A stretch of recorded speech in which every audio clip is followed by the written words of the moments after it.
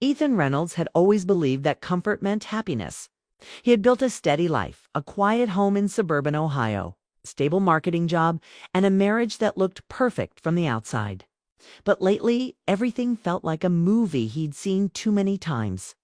The same early mornings, the same tired dinners, the same words repeated out of habit instead of love. His wife, Claire, was kind and responsible, but they had stopped really seeing each other. Conversations had turned into reminders, grocery lists, bills, chores. Even laughter had become rare, replaced by the dull silence of routine. It was a gray Friday afternoon when the first spark appeared. Rain pressed against the office windows as the team gathered in the break room. Coffee cups clinked, and the tired laughter of the week filled the air. Ethan leaned against the counter, his mind already at home, planning another quiet weekend. That's when she walked in Melissa Jordan, the new creative consultant. She was confident but not loud, stylish but not showy, with a calm energy that drew people in. She was the kind of woman who seemed to carry her own light, as the group joked about weekend plans. Melissa looked at Ethan with a teasing smile and said, "You look like a man who forgot how to breathe. Come on, Reynolds, take 5. Let's grab a coffee downstairs." Everyone laughed, thinking it was a casual dare. Ethan smiled politely, about to refuse, but something in her voice made him pause. 5 minutes, he said finally, almost surprising himself. They stepped outside. The air smelled like rain and fresh pavement. The coffee shop across the street was warm and cozy, the kind of place where strangers talked easily. Melissa ordered a cappuccino. Ethan got black coffee. They sat by the window, and for the first time in months, Ethan didn't feel like an invisible man in his own story. Melissa wasn't like anyone at the office. She asked about things that didn't involve deadlines or marketing reports. "What do you actually love doing?" she asked. Ethan thought for a second, realizing how long it had been since someone had asked him that. "Photography," he said finally. "I used to take pictures everywhere, road trips, little things that caught my eye. I guess I just stopped, then start again," Melissa said, her voice soft but firm. "Don't let life turn you into someone who only works and sleeps." Her words hit him like a quiet truth. He hadn't realized how much he missed being himself. The version of Ethan who noticed sunsets, who made Claire laugh, who believed that love was an adventure. Somewhere along the way, he'd lost that man. They talked for half an hour, though it felt like 5 minutes.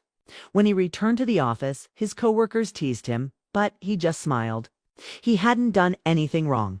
It was just coffee. Just a conversation. But something about that small moment stayed with him. The sound of her laugh. The way she listened like she actually cared that night. At home, Ethan tried to tell Claire about it, not about Melissa, but about wanting to live again. "Maybe we should plan a little trip," he said. "Just us. Remember those road trips we used to take?" Claire barely looked up from her phone. "We'll see," she said. "Work's been crazy. Maybe next month." He nodded, trying not to feel disappointed. But when he lay in bed later, her phone still glowing beside her, he stared at the ceiling and thought about Melissa's words. Don't let life turn you into someone who only works and sleeps. The following week, Melissa passed by his desk and said, "Still thinking about that 5-minute break?" Ethan grinned. "Maybe I should have taken 10. "Careful," she said with a playful look. "You might start enjoying life again." It became a small routine. A quick chat at lunch. A shared laugh over bad office coffee. Melissa was easy to talk to, and Ethan found himself looking forward to those small moments. Not because of attraction, at least. That's what he told himself, but because he felt seen. Claire, meanwhile, was distant, without meaning to be. She was working long hours, stressed about bills, family, and everything in between. She didn't notice the small changes in him, how he smiled at his phone when a message came in, or how he started dressing better for work. She just assumed he was trying to look more professional one evening. While working late, Ethan and Melissa sat side by side going through slides for a presentation. The office was quiet except for the hum of the computer. Melissa leaned back and said softly, "You're too good to be living half a life, Ethan." He turned toward her, unsure what to say. The way she said his name felt personal, too personal. Too personal. For a moment, they just looked at each other, two people who hadn't planned to cross a line but suddenly found themselves standing on its edge. Ethan broke the silence. "Maybe I just forgot how to live fully." "Then remember," she said, smiling faintly, "take 5 again. For yourself this time." That night, Ethan drove home through the rain, the radio playing softly. He thought about his life, not what it was, but what it used to be. When he walked inside, Claire was folding laundry, exhausted.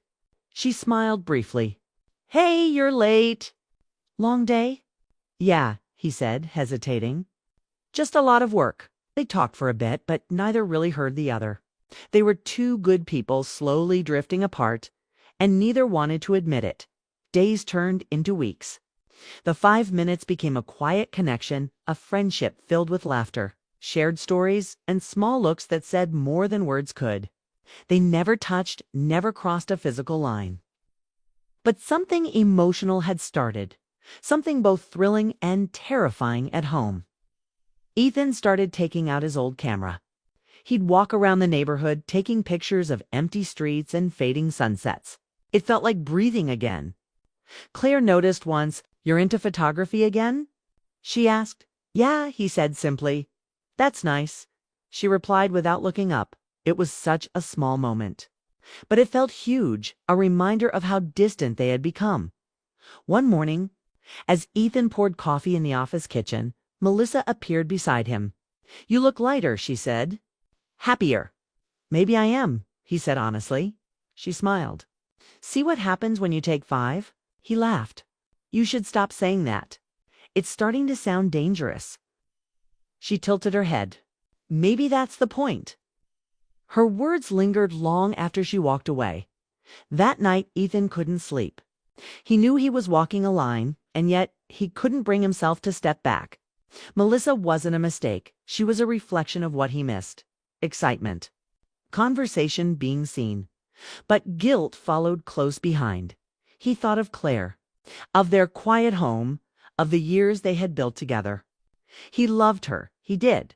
But love, he realized, wasn't always enough to keep people connected. The next day, Melissa invited him for lunch outside the office. "Just food," she said with a grin. "No rules, no guilt." 5 minutes, right? He agreed. They talked about everything, dreams, regrets, the strange ache of growing older. Ethan found himself opening up more than he had in years. She listened without judgment, and for that hour, the world outside didn't exist. But as they walked back, something changed. Melissa stopped and said, "You don't have to say it, Ethan. I know." He looked at her, startled. "Know what?"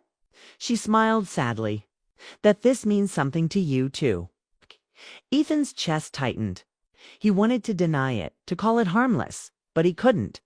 Because in that moment, it wasn't about romance or betrayal. It was about feeling alive again that night. He came home to find Claire asleep on the couch, the TV still on.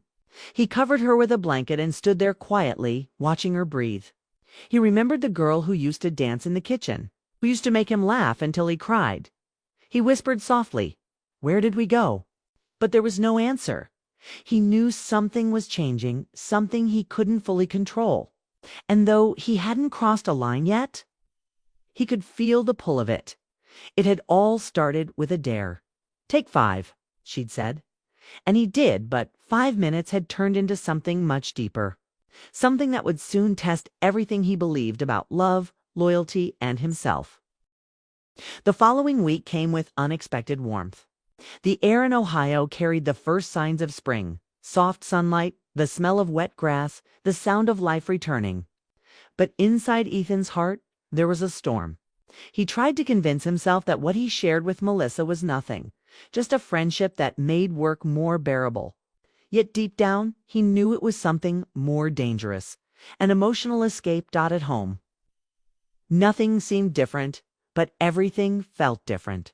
Claire still greeted him with her usual tired smile, still talked about her long hours at work, still fell asleep early with her laptop on the bed. But now Ethan felt a quiet distance growing, like a wall that kept getting taller between them. He wanted to talk to her, to tell her he missed them, but every time he tried, she was distracted or too exhausted to listen. So he stopped trying. Work became his refuge. Melissa was there, bright, alive, always saying the right thing at the right time. She noticed the little things no one else did. When he changed his haircut, she smiled and said, "That's better. You finally look like yourself again." When he stayed late, she brought him coffee without being asked. It was small gestures like that, simple, harmless moments, that made Ethan's heart ache in ways he couldn't explain. One Thursday afternoon, as the office emptied, Melissa came to his desk holding 2 paper cups. "You owe me lunch," she said. Ethan laughed. "For what?"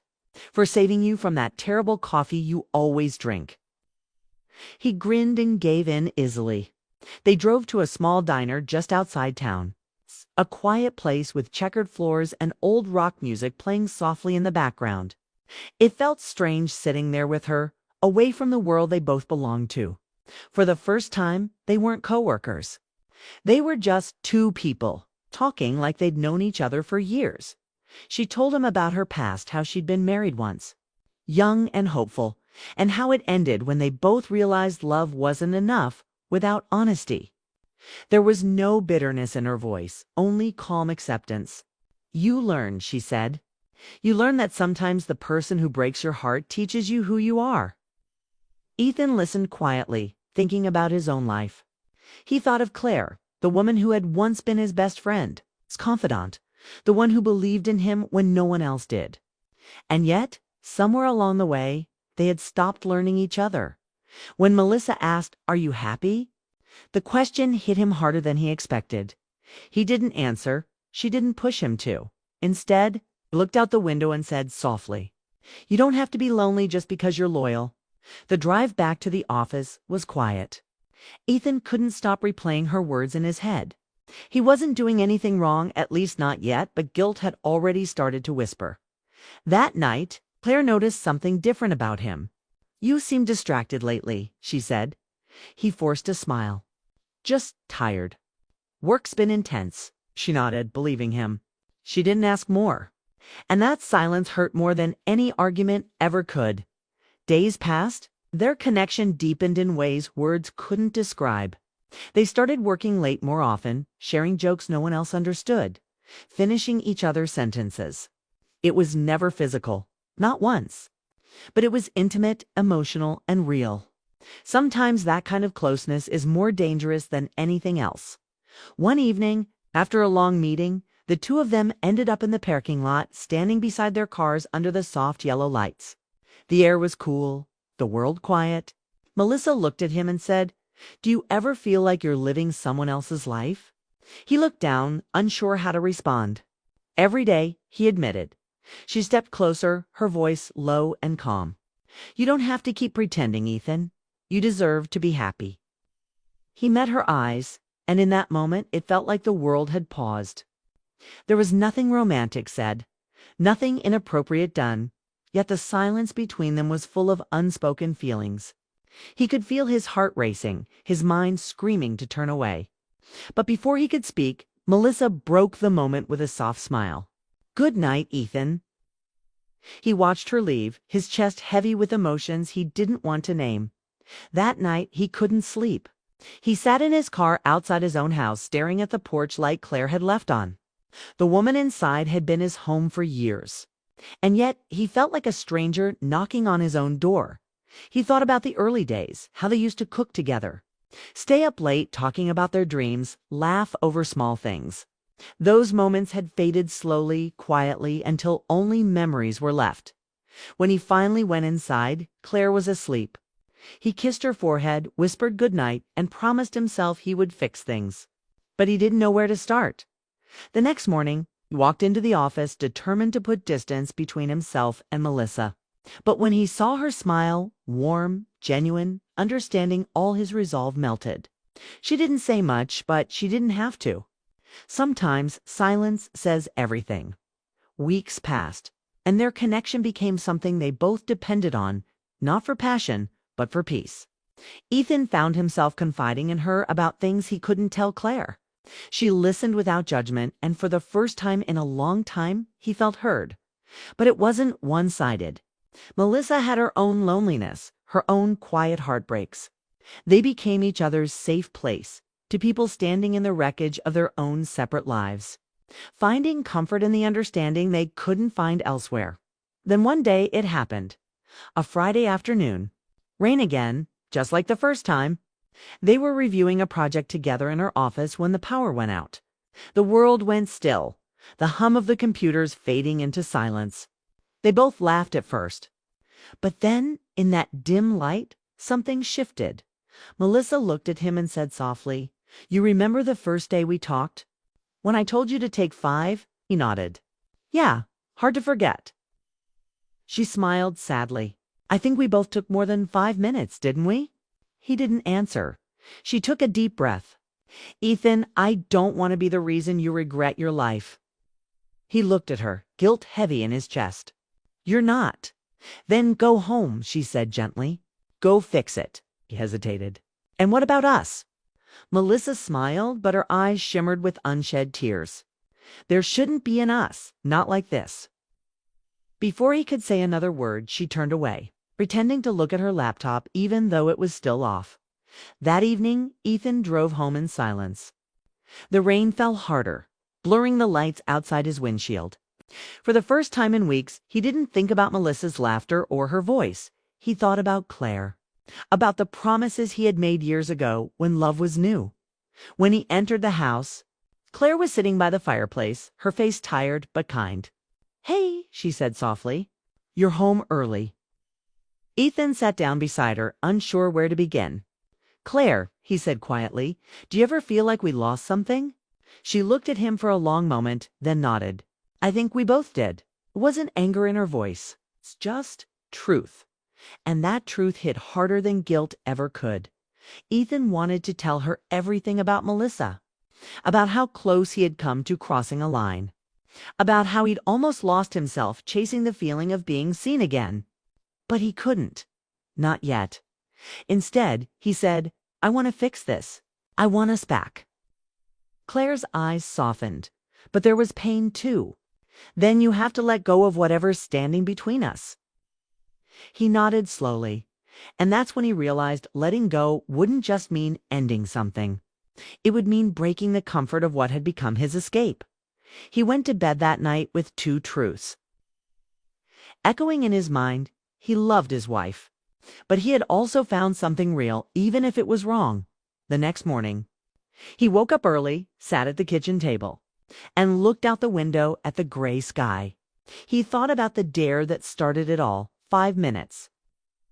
That had changed his entire world, and he knew that the real test wasn't about what he felt. It was about what kind of man he wanted to be next. Ethan woke up the next morning with a heavy calm. The world outside his window looked peaceful, gray sky, quiet streets, soft drizzle tapping on the glass. But inside him, everything felt unsettled. He knew what he had to do, though part of him wished he didn't. He couldn't keep living in 2 halves, one loyal, one lost. Melissa had been right. There shouldn't be an us. And yet ending it would mean saying goodbye to something that had felt real, something that had made him feel alive again. He sat at the kitchen table long after Claire left for work, his untouched coffee going cold. He looked at his old camera sitting on the counter and realized how much had changed since he'd picked it up again. Taking pictures had reminded him of who he used to be, hopeful, curious, alive. But it wasn't Melissa who had given him that. It was the memory of feeling seen. And that was something he needed to find within his own life, not outside it. That day at the office, everything felt different. Melissa avoided him at first, busying herself with meetings. Their usual rhythm, the small smiles, the inside jokes, was gone. For the first time in months, Ethan felt the silence between them as something necessary. Around lunchtime, he finally walked to her office. She looked up when he entered, her eyes calm but tired, as if she'd been expecting this. "Hey," he said quietly. "Hey," she replied. There was no anger, no sadness, just understanding. He sat across from her and took a deep breath. "I need to say this, and I don't want to say it wrong. You've been more than a friend to me. You reminded me that I was still a person who could feel things, who could care about life again. But if I keep this going, I'll lose more than I can handle." Melissa nodded slowly. "I know." He looked down, his hands trembling slightly. "You didn't deserve to be part of my confusion. I'm sorry." She smiled, small, sincere. "Don't be sorry for being human. You just got lost for a while. We both did." Ethan swallowed hard. "You told me to take 5. Maybe now it's time for me to take one more to go home, for real this time." Melissa's eyes softened. "Then go. And don't look back unless it's to remember what you learned." They sat in silence for a moment before he stood up. It wasn't dramatic or painful, just real. Two people letting go with quiet respect. Before leaving, he said, "Thank you for everything." Melissa nodded. "Go make it right." And that was it. No tears, no promises, just an ending that felt like a beginning of something better. That evening, Ethan drove home through the fading light. He passed the same streets he'd driven countless times, but they looked different now, brighter somehow. He realized how easily we forget to notice the beauty in everyday life until someone reminds us. He didn't need Melissa to do that anymore. He needed to choose it for himself. When he walked into the house, Claire was in the kitchen cooking dinner. The smell of garlic and butter filled the air. She looked surprised to see him home early. "You're home before sunset." "That's new," she said with a half smile. "Yeah," he said, hanging his jacket. "I wanted to be." She nodded and went back to stirring the pan. He stood there for a while watching her, realizing how many evenings he'd walked right past her without noticing this simple grace in how she moved. How much love lived quietly in her small routines. "Can I help?" he asked suddenly. Claire looked up, amused. "Help? Since when do you cook?" He smiled. "Since today." She handed him a knife and an onion. "All right, Mr. Chef, let's see what you've got." As they cooked together, the tension that had filled their home for months began to ease, little by little. They talked not about bills or chores, but about random things. The neighbor's new dog, a show they used to love, an old vacation memory. It felt simple, ordinary, but sometimes ordinary is exactly what's missing. After dinner, they sat on the couch quietly watching the fire flicker. Ethan looked at her, really looked at her, and saw the woman he had fallen in love with all those years ago. The same woman who had been by his side through everything, who had built a life with him. "Even when things weren't easy, Claire," he said softly, "I haven't been the man you deserve lately." She turned to him, her expression wary but calm. "You've been distant, yeah? But I figured it was stress. Was more than that," he said honestly. "I lost myself. I started forgetting what mattered. But I want to change that. I want us back." She studied his face for a moment. "Ethan, I don't need grand promises. I just need you to show up again. That's all I've ever wanted." He nodded, feeling both relief and guilt. "And that's what I'll do." She smiled faintly, tears in her eyes. "Good, because I missed you." For the first time in months, they hugged. Not out of habit, but out of something real. And that hug felt like the first breath after a long storm in the days that followed. Ethan worked on rebuilding what he had neglected. He put his phone away during dinners, took Claire out for drives, and brought back his old camera, suggesting they go to the lake one weekend so he could take pictures again. Claire agreed, and for the first time, her eyes lit up the way they used to at work. Things were different too. He and Melissa stayed polite, professional, but distant. It wasn't awkward, just quietly respectful.